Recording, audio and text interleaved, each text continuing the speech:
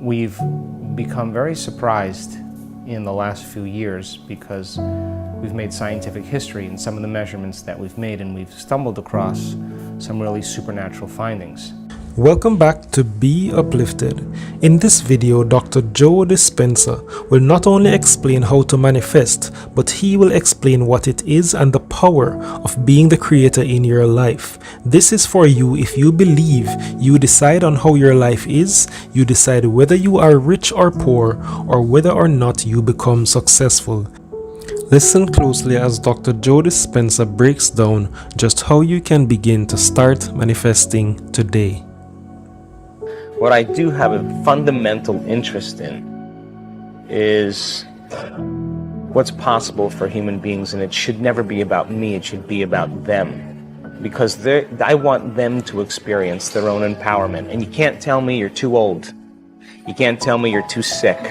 You can't tell me you're too overweight or underweight or had too tough of a past, or your life is too fallen. You can't tell me any of those things any longer. You can't even tell me you don't even meditate. I never meditated before. I've seen every one of those excuses in every different genre experience transformation, which means then nobody is so special to be excluded from this phenomenon. And so I hope that I leave a mark in some way that empower people to no longer believe that they're limited. It's so easy to believe we're limited. Most people will do the same exact thing and react in predictable ways, but expect something to change in their life.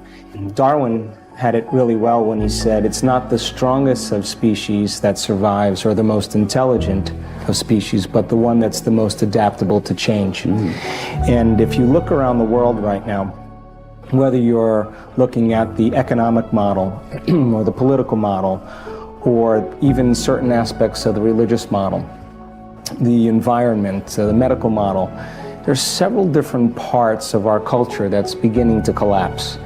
And if you study human nature historically, we always wait for crisis or trauma or disease or diagnosis, both as an individual and as a culture, before we decide to change.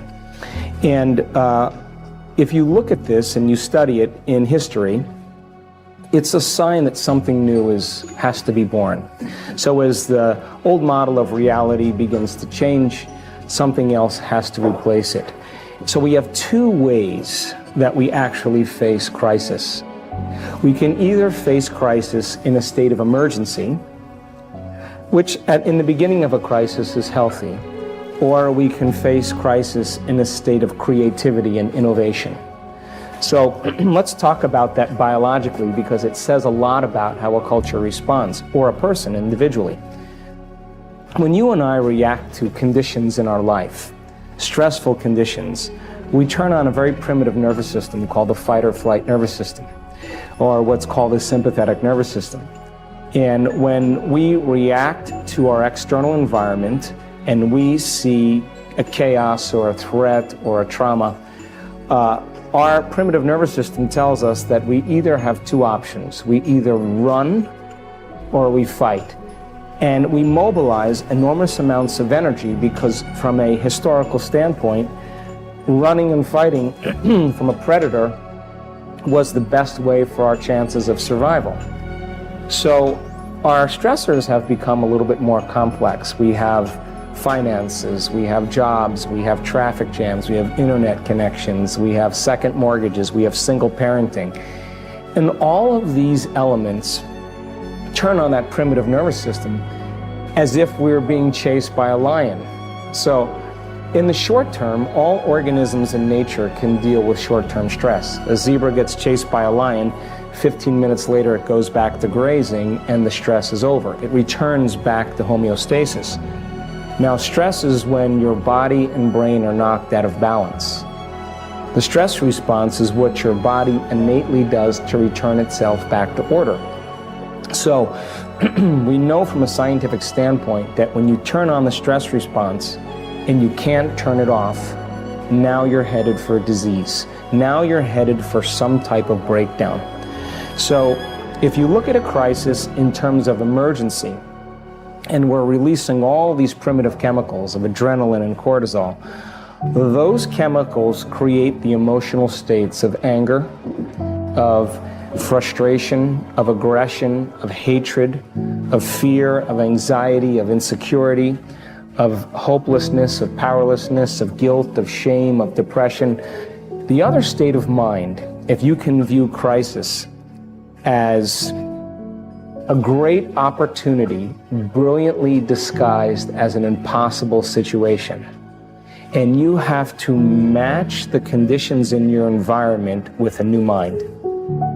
Now we're talking about greatness, because innovation and creativity and a new way of thinking and a new way of being means that we can't do the same thing from the past.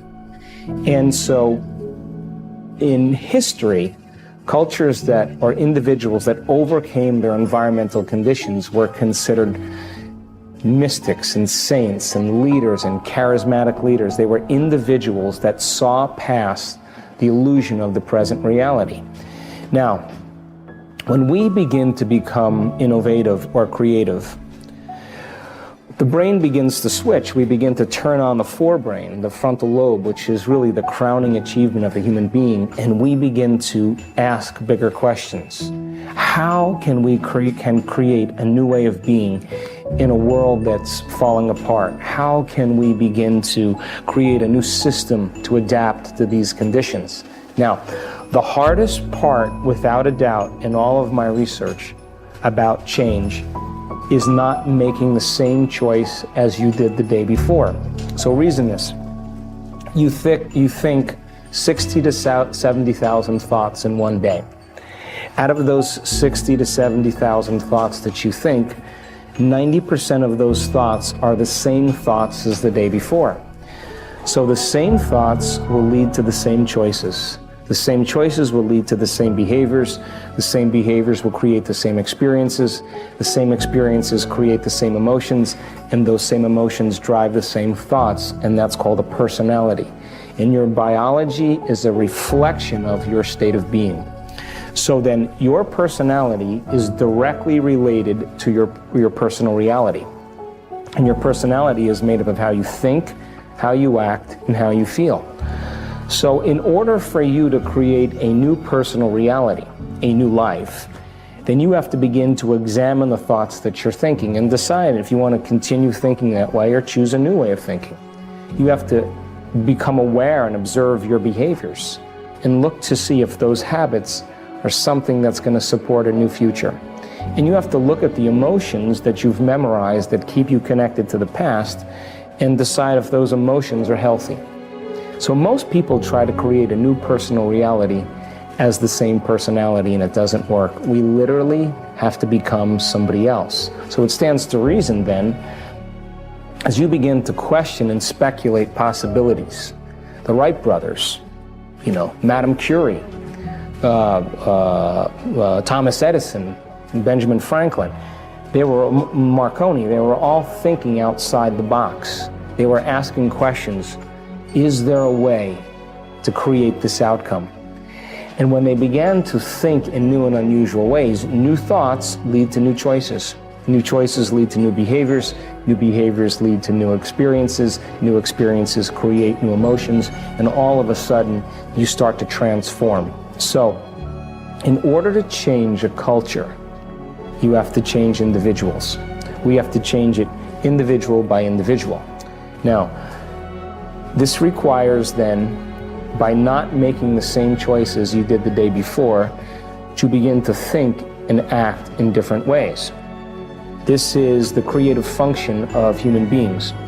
So if an economy is collapsing, if a government is deceiving, if people are no longer feeling supported, then we have to think in uncommon ways in order to adapt to the environment.